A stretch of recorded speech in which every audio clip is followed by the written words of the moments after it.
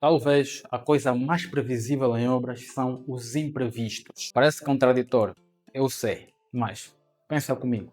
Se tanta gente já construiu, tanta gente já viveu obras, os problemas que vais enfrentar muito provavelmente já aconteceram com essas pessoas. Então, por que é que continuamos a chamar de imprevistos? É simples, porque não nos preparamos. Hoje eu vou mostrar-te 3 imprevistos que são perfeitamente previsíveis, controláveis e calculáveis, e que, se resolvidos e mapeados muito antes de iniciar a obra, livram-te de dores de cabeça, estresses constantes. Imagina que vais sair de viagem e no meio do caminho o pneu do carro fura. Se não tiveres um pneu sobressalente, chave de rodas, um macaco, entras em pânico.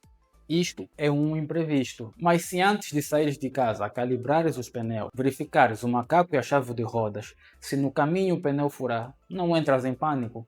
Estacionas, substituis o pneu e segues viagem. É exatamente assim que é na construção. Quando fazes o planeamento adequado, não passas por aperto e não estressas a tua família. E melhor, concluis a obra dentro do prazo previsto. Meu nome é Engenheiro Oliveira de Almeida. Se queres aprender a construir sem surpresas desagradáveis, sem imprevistos previsíveis, já vai subscrevendo aqui no canal. Vamos lá transformar imprevistos em situações controláveis e contornáveis. Se é uma coisa estressante que faz até o cabelo e a barba caírem, é ter que trocar de empreiteiro a meio da obra. Organizas, fazes o planeamento devido e pensas que tudo vai fluir, mas lá para frente, a meio de uma atividade, bum, uma situação e agora tens que trocar de empreiteiro, tens que trocar de construtor. E isso aconteceu muito recentemente com um cliente nosso que já está a construir a sua casa, por acaso o projeto de nossa autoria, em que teve que trocar de empreiteiro, na verdade pedreiro, porque nem empreiteiro ou construtor dá para chamar esse técnico, que não sabia ler projetos e não acreditava que tinha que tirar dúvidas porque achava que o que sabia era o certo, quando na verdade foi-se descobrir mais à frente, porque nós recomendamos um parceiro nosso para trabalho naquela zona, que ele não tinha capacidade técnica para fazer aquela obra, porque o que ele estava a fazer era simplesmente repetir a mesmíssima solução, as mesmíssimas coisas e mal feitas que ele fez nas outras obras. E quando confrontado com alguma necessidade de explicação do que estava a fazer, não conseguia. Resultado, desperdiçou os materiais do cliente, tanto que roubou alguns também, e, porque o cliente já pagou grande parte do trabalho, foi necessário, tiveram que deixá-lo terminar aquilo que foi feito, porque ele simplesmente não tinha condições para pagar aqueles materiais roubados e o serviço que faltava. Já tinha gastado dinheiro, basicamente. E só depois disso, só depois de lidar com aquele empreiteiro que não tem qualidade, é que foi substituído mais à frente por esse nosso parceiro que agora que está com a obra. E então, como te proteger disso? No cenário real, otimista, a obra vai fluir perfeitamente. No cenário realista, as coisas não são bem assim, precisa de te preparar. Então, você já tem que imaginar, iniciar a obra imaginando de que a meio do caminho a probabilidade de ter que trocar de empreiteiro por um motivo ou por outro é grande. Então, faz o teu planeamento, os teus pagamentos, o avanço da obra em si, de formas a se encaixar nesta proteção para ti, para a tua família e para o teu bolso. Muita gente acha que está a perder tempo se não iniciar a sua obra agora, mas há um risco muito maior do que esse. Começar a obra sem ter dinheiro para terminar. Algum tempo atrás, eu atendi uma família cuja estimativa para a obra que eles queriam construir atingiu os 26,5 milhões de kwanzas. Mas eles tinham um crédito bancário aprovado e a caminho apenas para 22 milhões e meio. Era uma diferença de 4 milhões de kwanzas entre o que eles tinham e aquilo que eles precisariam para terminar a obra naquela descrição, naquelas características que eles queriam. Então, eu propus duas opções. A primeira foi reduzir um pouco o tamanho da obra, reduzir um pouco o escopo da obra, mas a família incomodou-se com isso, não queriam.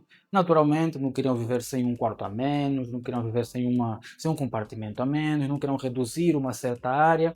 Simplesmente disseram, engenheiro, não queremos a casa sem estes elementos, são fundamentais. Queremos a casa com as características que te passamos. Então eu propus a opção número 2, jogar o jogo do tempo, ou seja, se preparar, juntar o dinheiro necessário para assim ter todo o valor, todos os 26,5 milhões de kwanzas. Aqui é que entra a inflação. Aqueles 26,5 milhões de kwanzas eram para começar a obra naquele momento. E então fiz uma projeção com um atraso de um ano, estimando uma inflação de 6%, e este valor passou para 27,5 milhões de kwanzas.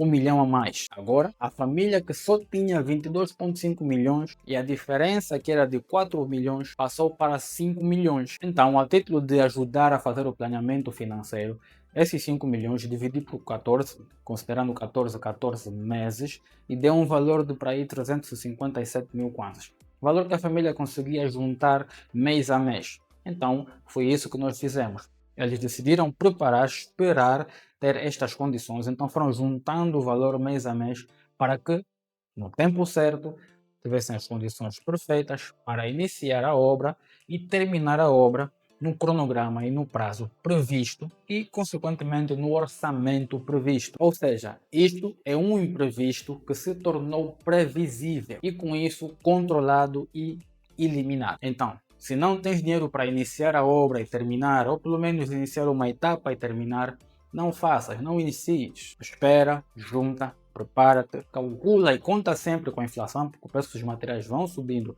constantemente e só depois disso inicia. Começar a obra sem dinheiro para terminar é garantir que ela vai ficar parada a meio de qualquer coisa. Algum tempo atrás, numa obra que eu trabalhei, numa das empresas que eu trabalhei, preparava a obra, compramos os materiais e correu tudo muito bem. Compramos ferramentas como pás, colheres, guinchos, ganchos, até uma betoneira. Mas, numa bela segunda-feira, lá chegamos à obra, qual foi a surpresa? Armazém arrombado.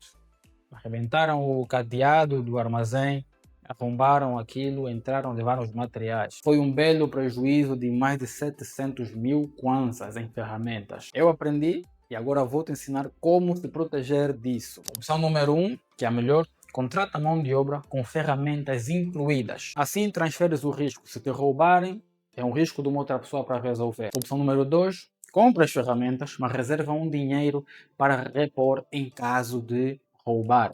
Assim já ficas prevenido e consegues repor facilmente e não comprometes o progresso da tua obra. E opção número 3, aluga essas ferramentas, aluga esses equipamentos. De qualquer das formas, nesse caso, se roubarem, a responsabilidade ainda é tua. Então, furtos acontecem principalmente em obras numa zona de difícil vigilância ou que durante os finais de semana fica isolada. Então, se sabes que vai acontecer, usa uma das opções acima e protege a tua saúde mental e teu bolso. E melhor ainda, aquilo que não for usado, podes reinvestir na obra em melhorias. Então, o que é que aprendemos hoje? Numa obra, muito pouca coisa é imprevisto. Muita gente já construiu, esses imprevistos já aconteceram com essas muitas gentes e essas muitas gentes deram solução para esses imprevistos.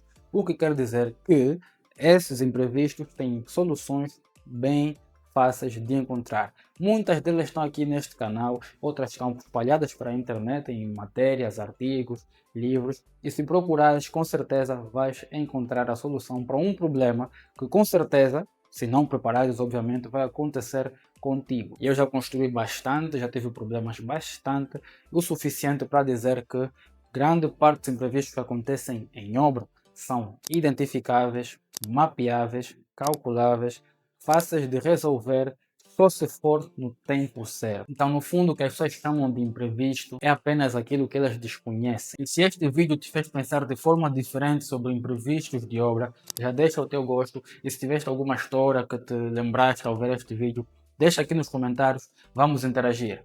Subscreve no canal porque temos mais de 50 vídeos a dar dicas de construção residencial. Poupar sem comprometer a qualidade da sua obra.